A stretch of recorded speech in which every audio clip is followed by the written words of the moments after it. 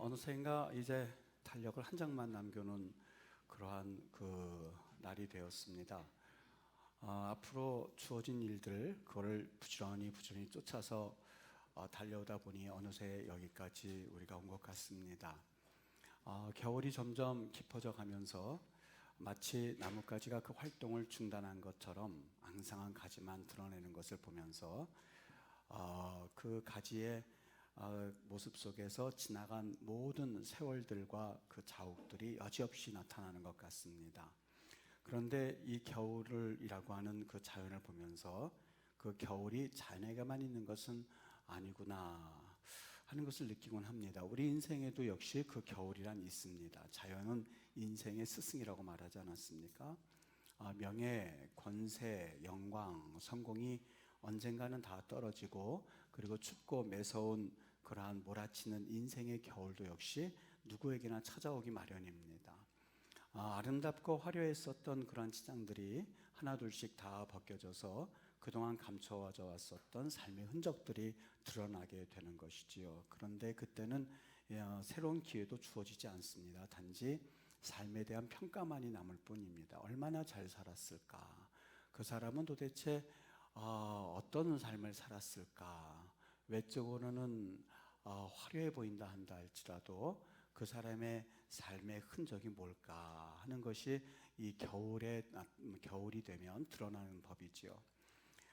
자연에서 겨울이라고 하는 것은 봄과 여름과 가을 다음에 오는 순서입니다만, 인생에서 오는 겨울은 어디서 어떻게 닥칠지 예고가 없는 법입니다. 오늘 본문 가운데 인생의 겨울을 맞이한 이 사도 바울, 그 사람을 오늘 성경에서 우리에게 조명해 주고 있습니다. 순교의 시간이 조금씩 다가오는 것을 느꼈던 바울이 믿음으로 아들이 된 디모데에게 아주 강한 어조로 말합니다. 유언과 같은 말씀을 남기고 있습니다. 그리고 그의 인생의 겨울을 정리하고자 하는 그의 모습을 오늘 성경 본문에서 찾아볼 수 있게 되지요. 이 바울이 디모데라고 하는 그 믿음의 아들에게 겨울이 오기 전에 속히 와라, 이렇게 그에게 편지를 썼습니다. 그 당시만 했었어도 이 지중해 항해는 겨울이 되면 항해를 할 수 없었다고 그래요. 그래서 그 다음 봄이 될 때까지 기다리려면 최소한 4개월에서 5개월 정도 기다려야 되기 때문에 이 사도 바울은 사실 자기가 신상에 어떤 일이 생길지 전혀 예측이 되지 않았기 때문에 속히 오라고 했었던 거죠. 4장 6절에 보면 이 사도 바울이 전제와 같이 내가 벌써 부어지고 나의 떠날 시각이 가까웠다. 여기 전제를 부어지고라고 하는 것은 피를 쏟아서 제단에 붓는 것을 말하고 있거든요. 마지막 하나님께서 그에게 피를 쏟아서 제단에 붓듯이 순교의 피를 흘리게 하시는 것 아니겠는가 하는 것을 아마 직감적으로 그는 느꼈던 것 같아요. 그래서 내 떠날 시각이 가까웠으니 라고 하는 그 말씀에서 우리가 알 수 있는 것처럼 그가 마지막 이 자신의 믿음의 아들 디모데를 한 번을 보기를 원했었던 것 같습니다. 순교하기 전에 가장 사랑했던 제자 디모데를 좀 보고 싶다 하는 마음을 가지고 오라고 했었던 것 같아요. 그런데 그의 이 마음의 소원은 끝내는 성취되지 않습니다. 전해져 내려오는 이야기에 의하면 이 편지를 받았던 디모데가 교회에 잡은 일들이 많이 있어서 그것을 좀 처리하고 가야겠다 하는 마음에 겨울에 가는 그 배를 놓치게 되죠. 그래서 이 세월이 지나서 이 봄에 얼음이 녹자마자 얼른 사도 바울을 찾아뵈러 갔는데 사도 바울은 벌써 이 세상 사람이 아니었던 것이죠. 그래서 이 사도 바울의 무덤을 끌어안고 디모데가 그토록 울었다고 합니다. 지금도 베드로 대성당에서 가서 보면 일반적으로 사람들이 지나쳐가는 그 성당 중에 하나가 이 바울 성당이라고 있습니다. 이 바울 성당에 들어가서 보면 여기에 이 바울의 무덤이 있는데 그 밑에는 디모데의 무덤이 있습니다. 그가 죽어서라도 내가 바울과 함께 있고 싶다 하는 마음을 담아서 이 디모데가 바울과 함께 잊고 싶다는 마음을 담아서 아마 사람들이 후대에 그 밑에다가 그의 묘를 만들었던 것 같습니다. 이렇게 아름다운 관계가 바로 바울과 디모데의 관계였습니다. 참 아름답고 이런 관계를 가질 수만 있다면 얼마나 행복할까 할 만큼 이 디모데와 바울의 관계는 뗄래야 뗄 수 없는 관계였습니다.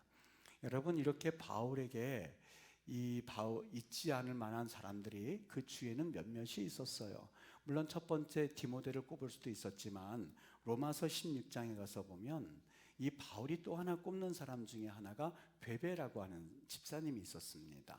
이 집사님을 일컬어서 2절에 보면 우리 자매 베베를 일컬으면서 여러 사람과 나의 보호자가 되었다, 이렇게 말하는 것을 볼 수 있습니다.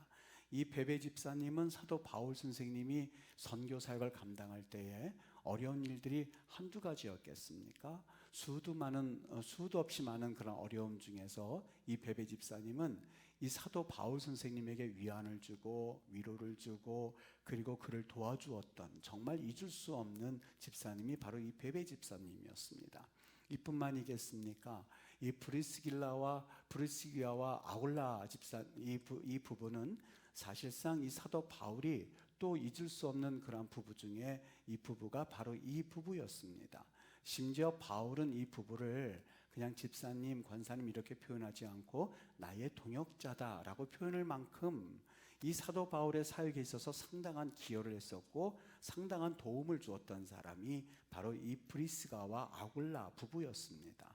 로마 황제 글라우디오가 죽자 이 사도 바울이 로마로 가게 되었는데, 그리고 이 부부가 로마로 가게 되었는데 사도 바울이 로마서에다 편지를 쓰죠. 특별히 로마 교인들에게 이 부부를 잘 돌봐주고 그리고 도와주라고 당부의 편지를 씁니다. 이렇게 그 부부를 마음에 담아두었던 이유가 있었는데, 이 부부를 일컬어서 사도 바울이 뭐라고 평가하냐면 저희가 내 목숨을 위하여서, 저희라고 하는 것은 브리스가와 아굴라를 말합니다. 이 부부가 내 목숨을 위해서 자기의 목숨이라도 내어놓았으니 나뿐만이 아니라 이방인 모든 교회도 저희에게 감사하느니라.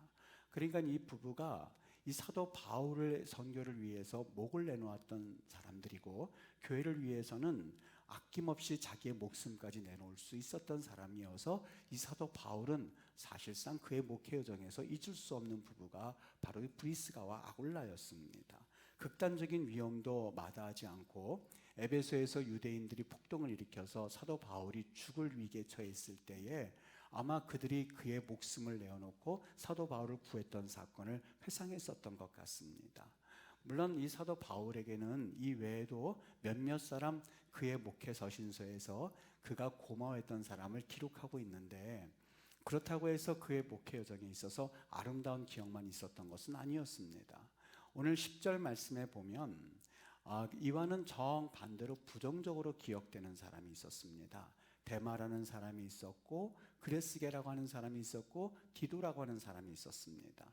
그런데 이들을 대해서 어떻게 평가하냐면 데마는 세상을 사랑하여 나를 버리고 데살로니가로 갔다, 이렇게 말씀을 합니다. 세상을 사랑했다. 그가 처음부터 세상을 사랑한 것이 아니었습니다. 사도 바울을 통해서 예수님을 믿게 되었고 그리고 예수님을 경험하게 되었고 그래서 그는 예수님의 제자가 되었었던, 사도 바울을 추종했던 사람이었습니다만, 사람들이 다 그렇습니까? 처음에는 성령으로 시작했지만 육신으로 끝내는 사람들이 얼마나 많이 있습니까?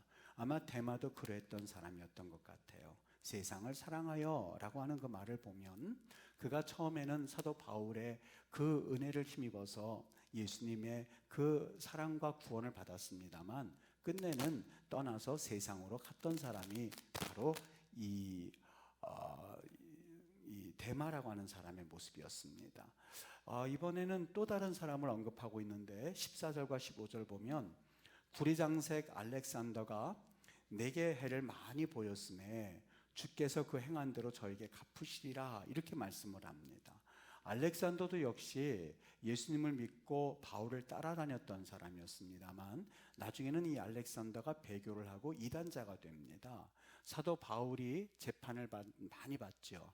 40에 한 대 가만대를 여러 대 맞기도 하고 힘들게 했는데, 그때 사실 옆에서 누군가 도와주어서 사도 바울의 사역 속에는 로마를 대적하는 일이 없었습니다. 그렇게 말해주면 좋았을 텐데, 그때 증거자로 아주 나쁜 증거를 한 사람이 있었는데 바로 알렉산더라고 하는 구리세공업자였습니다.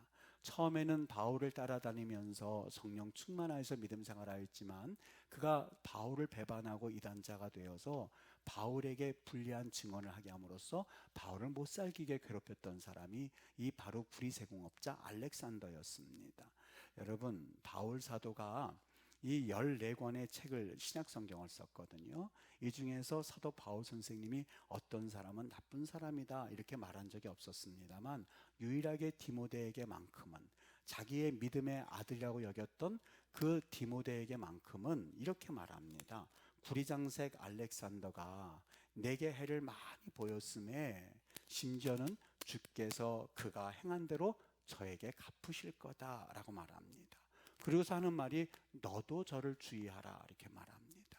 하나님께서 내게 그 구리장색 알렉산더가 내가 행한 대로 하나님께서 그에게 보응해 주실 거야. 그러니 너도 그 사람을 주의해 라고 하면서 그를 주의시키는 것을 볼 수 있습니다. 목회를 하다 보면 당연히 이 사도 바울 선생에게도 여러 계층의 성도들을 만나게 되었던 것 같습니다. 그의 목회 여정을 보면 그냥 스쳐가는 사람들이 분명히 있었을 거예요. 성경에 기록되지 않는 사람들이었죠. 또 한 가지, 여기 구리장색 알렉산더처럼 두 번 다시 생각하기 싫은 성도가 그에게는 있었습니다. 그래서 심지어는 그가 내게 많은 해를 끼쳤고, 그리고 디모데야 너는 그 사람을 경계하라 라는 그 말씀, 그 한 번 쓰여지고 나서는 디모데에게 있어서 다시는 성경에서 기록되지 않았던 인물이 알렉산더였습니다. 그런 인물들이 사도 바울에게는 있었고, 그런가 하면 떠난 후에 잊을 수 없는 분들도 있었습니다. 바로 조금 전에 언급했던 베베 집사님, 브리스가와 아굴라 같은 그런 동역자, 이러한 아름다운 분들이 그에게 있는 것을 보면 목회에는 이런 분들이 있구나 하는 것을 우리에게 보여주고 있는 대목입니다.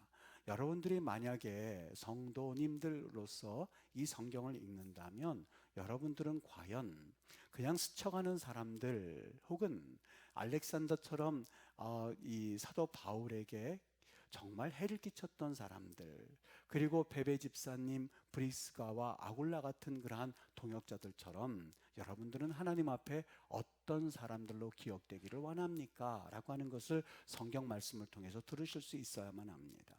목회자들 대부분이, 아마 사도 바울도 그랬는지는 모르겠습니다만, 심장병을 가지고 산다고 합니다. 사모님들의 80% 내지 90%가 우울증 환자들이라고 합니다. 어느 목사님이 목회하다가 너무 힘들어서 산기도를 갔다고 합니다.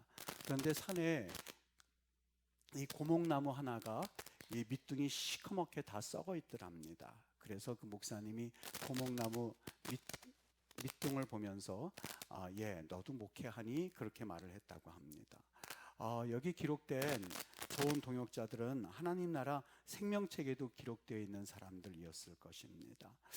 제가 오늘 이 말씀을 통해서 여러분들과 나누고 싶은 말씀은 여기 이 말씀만 끝나는 것이 아니라 정말 또 하나 있습니다. 이 바울이 11절에서 이 마가를 디모데에게 겨울이 되기 전에 속히 오라고 말하면서 어떤 미션을 주는데, 그 미션이 바로 네가 올 때 마가를 데리고 오라라고 하는 그런 미션을 줍니다. 마가를 데리고 오라고 합니다. 오직 저가 나의 일에 유익하다 이렇게 말씀하고 있거든요. 그러니까 이 디모데에게 겨울 전에 속히 오라라고 했던 것은 디모데를 보고 싶었기 때문만은 아니었었어요. 거기에는 마가를 데리고 오라고는 또 하나의 미션이 그에게 있었던 것이죠. 공동 번역에 이걸 어떻게 해석했나 보니까 공동 번역에서는 이렇게 번역을 하더라고요. 마가는 내가 하는 일에 꼭 필요한 사람이니 그를 데리고 오시오라고 말입니다. 저는 이 대목에서 하나 참 궁금했습니다. 이 마가라고 하는 인물은 조금 세 가지 부류 중에서, 하나는 스쳐가는 사람, 하나는 해를 끼쳤던 사람, 하나는 그에게 도움을 주었던 사람, 그 중에서 어떤 사람이었을까 하고 가만히 보니까 이 마가는 절대로 이 사도 바울에게 있어서 유익을 끼쳤거나 도움을 준 사람이 아니었습니다. 오히려 이 바울과 바나바가 뗄래야 뗄 수 없는 관계인데 이 사이를 사실상 깨어지게 만든 장본인이었습니다. 어떤 사건이었었냐면 이 바울이, 여러분 기억하실 겁니다. 첫 번째 선교 여행을 떠나는데 이 선교 여행 가운데서 이 첫 번째 선교 여행에서 이 마가가 알아놓은 거예요. 여러분 얼마나 이 사도 바울이 마음이 아팠겠습니까? 이 마가가 그래도 자기를 따라서 선교 여행을 왔는데 풍토병에 걸려서 죽을 것 같으니까 이 사도 바울이 전해오는 이야기는 열심히 심하게 아주 그를 간호했다고 그럽니다. 그런데 마가를 간호하느라고 애를 쓰다 보니까 이 사도 바울이 지쳐가지고 너무너무 지쳤는데 그래도 감사하게 이 마가가 살아난 거예요. 감사하지요. 하나님께 찬양해야 되죠. 근데 이 마가가 깨어나더니만 자기는 더 이상 이런 선교행을 할 수 없다고 돌아가 버린 거예요. 이 마가가 부잣집 아들이었었거든요. 마가의 다락방 그러잖아요.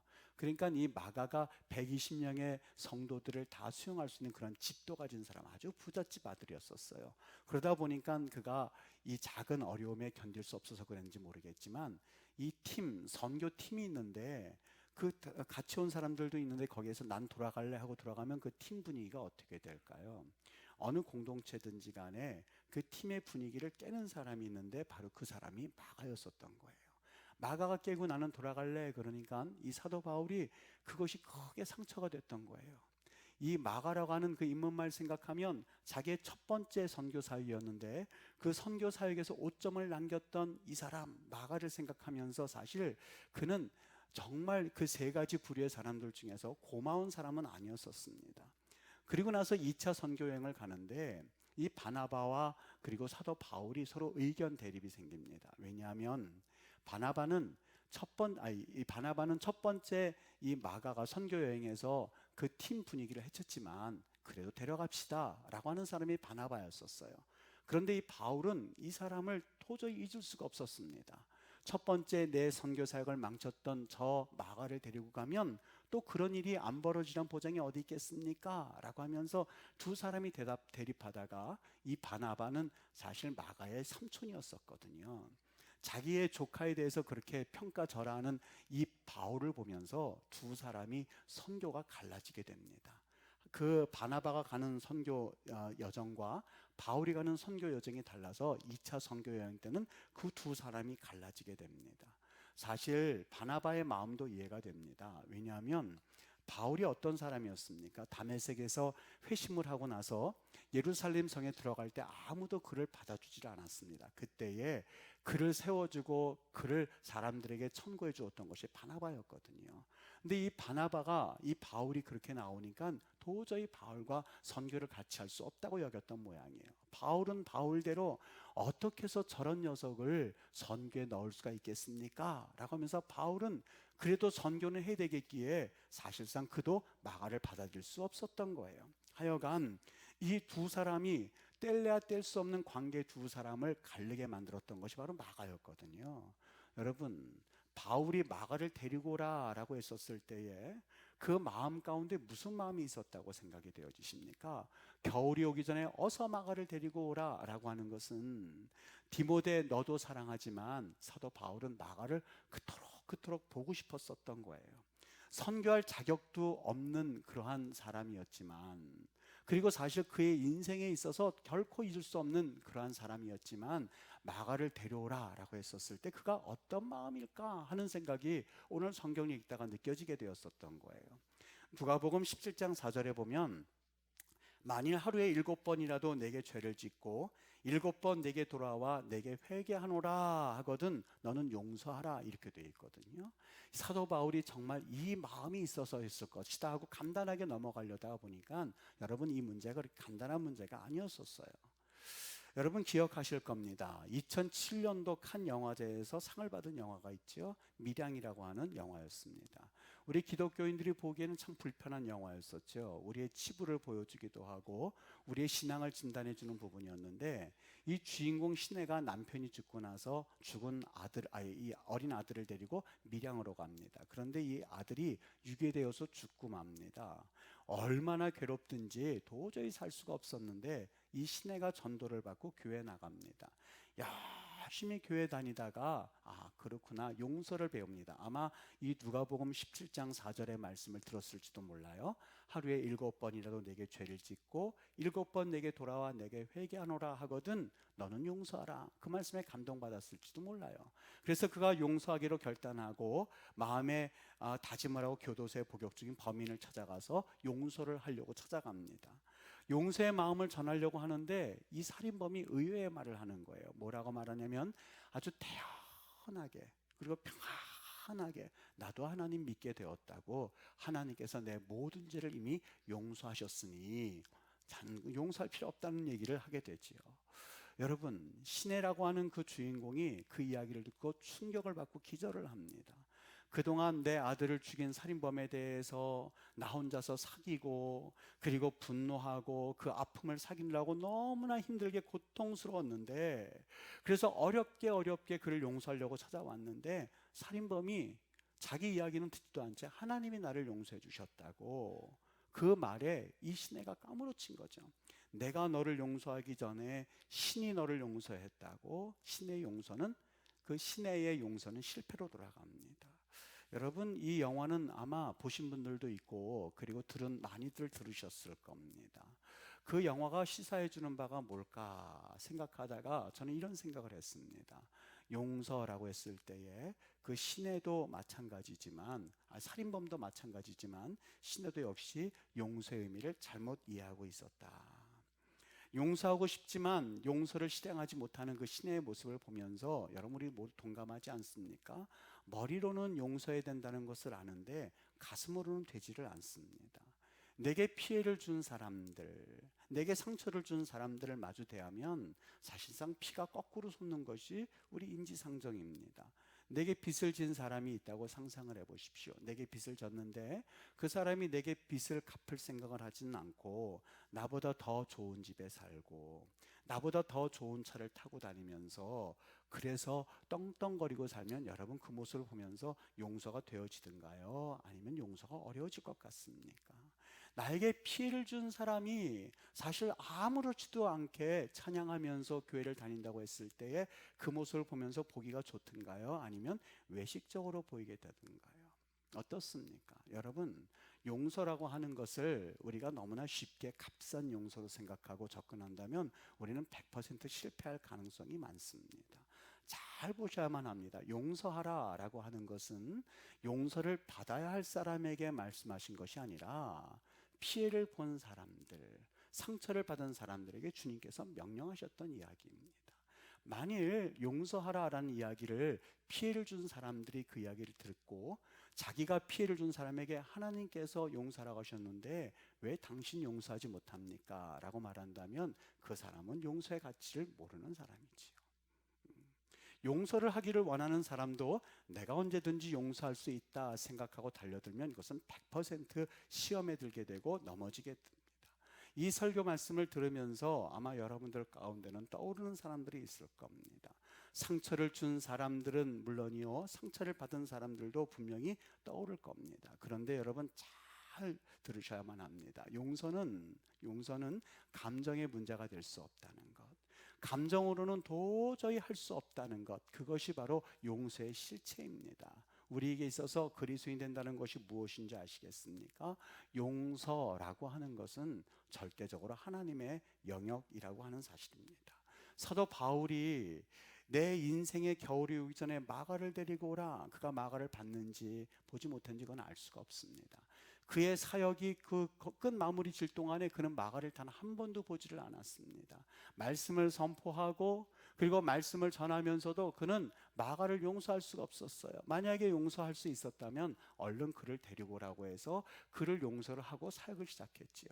마지막 그의 인생의 겨울이 되기 전에 디모데야 어서 오너라, 어서 오너라, 내가 전제가 부어진 것 같이 내 떠날 시간이 가까웠다 말하는 그 사도 바울의 모습은 나 이제 얼마 없으면 순교하는데 내 사역에 있어서 모든 것 지구를 4바퀴 반 돌 만큼 엄청난 사역을 했지만 내게 있어서 한 가지 걸리는 게 있는데 디모데야 어서 오너라 했었을 때 마가를 꼭 데리고 오너라, 저는 내게 꼭 필요한 사람이라 라고 했었을 때 그 마음은 하나님께서 주신 것 또 하나님께서 그 마음을 주시지 않았으면 사실상 할 수 없는 말이라고 하는 것을 오늘 성경을 통해서 우리에게 보여주고 있었던 것이죠. 여러분, 용서를 해야 될 사람은 물론이요, 용서를 받을 사람들 모두 한결같이 이 용서란 말이 값싼 용서가 되어서는 안 됩니다. 나도 할 수 있다고 생각을 한다든지 아니면 상대방은 왜 용서를 못하느냐고 접근한다면 이것은 결코 이루어질 수가 없는 것이 바로 용서의 정의입니다. 너무 인생을 값싸게 살 필요 없습니다. 살아서는 안 될 것 같습니다. 내가 다른 이들에게 상처를 주었으면서 왜 상대방이 그걸 잊지 못하지? 라고 말한다면 그 사람도 역시 범하는 죄 중에 하나가 이 용서에 대한 범죄입니다. 오늘 우리 하나님 앞에 인정할 수 있어야만 합니다. 우리가 하나님 앞에 왜 기도해야 되는지 아십니까? 그것은 모든 영역이 하나님께 달려있다고 하는 하나의 고백이에요. 정말 용서를 받고 싶었던 그 살인범이었다면 그는 철저하게 기도하면서 하나님 앞에서, 그리고 하나님 앞에 그것을 해결받고 그것이 진정 해결받은 사람은 그렇게 쉽게 하나님 나 용서했는 걸 이렇게 말하진 않았을 것입니다. 여기에 그 살인범의 오류가 있었습니다. 시내 역시 내가 할 수 있다라고 찾아갔을 때부터 사실 그 여인은 잘못되었어요. 사도 바울은 사역을 다 감당하고 마지막 순간에 여기서 내가 마가를 용서하노라 라고 말한 적이 없어요. 그저 그 했었던 말이 있다면 마가 좀 데리고 와라. 마가 좀 데리고 와라. 무슨 뜻일까요? 하나님의 영역이야. 하나님께서 내게 그 마음을 주신다면 그때 가능한 거지 라고 하는 겸손한 마음이 있었고, 비록 서로 나 너 용서해 용서받았어 라는 뭐 없었다 한다 할지라도 사실 사도 바울은 자유함을 가지고 아마 세상을 떴을 것이다 라는 마음을 주는 대목이 바로 이런 대목입니다. 여러분, 오늘 사무총회입니다. 2019년도 사무총회입니다. 제가 여러분들을 몇 분들 만나보면서 사무총회 상처받은 분들도 꽤 있다는 것을 알게 되었고, 그리고 우리 안수 집사님과 얘기하면서 장로님들에게 뭘 바라고 있구나 하는 것도 제가 느껴볼 수 있는 그런 시간들을 제가 좀 가져보았습니다. 주님의 은혜 가운데에 이 하나님의 영역에 대해서 너무 말로써 우리가 값싸게 하나님, 정말 우리 하나님 앞에 기도함이 없이 말만 왔다 갔다 한다면 그것은 또 하나의 상처를 줄 뿐이고 상처를 받을 수밖에 없을 것입니다. 오늘 이 사도 바울이 직접 한 말은 아니지만 마태복음 5장에 보면 이렇게 고백합니다. 예물을 제단에 드리다가, 예배하다가, 찬양하다가, 그리고 우리가 하나님의 일을 하다가 거기서 내 형제에게 원망 들을 만한 일이 있는 줄 생각나거든. 예물을 제단 앞에 두고 예배 드리는 게 먼저가 아니라, 교회 다니는 게 먼저가 아니라 먼저 가서 형제와 화목하고 그 후에 와서 예물을 드려라. 사도 바울이 아마 마지막 순간에 이것을 깨달았었던 모양입니다. 마지막 순간에 깨달았던 모양입니다. 네 바퀴 반 사역을 했지만 그의 마음 가운데 내가 이 마가와의 관계 하나 해결하지 못하면 내 사역은 아무것도 아니구나 하는 것을 마지막 순간에 그는 분명히 알았을 거예요. 그리고 그가 말합니다. 디모데야, 겨울 전에 와라. 왜요? 꼭 마가를 데리고 와라. 저가 내 사역에 너무 유익한 존재다 라고 말하는 그 사도 바울의 마음을 여러분 느껴지십니까? 그의 입술 가운데는 나 그 용서했어 란 말 없습니다. 그러나 그의 사역 가운데 마무리 꼭지점을 이 마가를 데려오라 라고 하는 말로써 끝맺는, 이 겨울 전에 속히 오라고 말하면서 이 마가의 데려옴을 꼭지점으로 해서 그의 사역을 정리하는 그의 모습을 보면서 다시 한번 우리를 수경케 하는 대목이 아닌가 싶습니다. 주의 은혜 안에 12월 한 달 다 가기 전에 여러분 이 꼭지점을 우리도 한번 찍어봐야 되지 않을까. 그러나 이것은 쉽게 되지 않습니다. 왠지 아십니까? 하나님의 영역이기 때문에 그렇습니다. 기도하고 새벽 기도 나오고 수요 기도 나오고 금요 기도에 나오고, 그리고 하나님 앞에 간절히 부르짖고 기도하고 예배할 때 하나님이 주시는 마음을 가지고 접근할 때 비로소 이것은 해결될 수 있는 신의 영역이기 때문에 그렇습니다. 값싼 용서의 신학이 아닌 정말 하나님 앞에서 이 사도 바울의 겨울 되기 전에 마가를 데리고 오라라고 하는 이 말씀 앞에서 우리가 어떻게 살아야 될지, 이 한 해에 끝나지 않을 수도 있습니다. 그러나 오늘 이 말씀이 여러분 일평생 하나에 잘 새겨진 못처럼, 잘 박혀진 못처럼 여러분의 마음을 자리잡히게하여서 정말 우리가 저 세상 끝날 가기 전까지 주님 앞에 이 문제를 꼭 해결할 수 있게 되기를 예수님의 이름으로 축복합니다.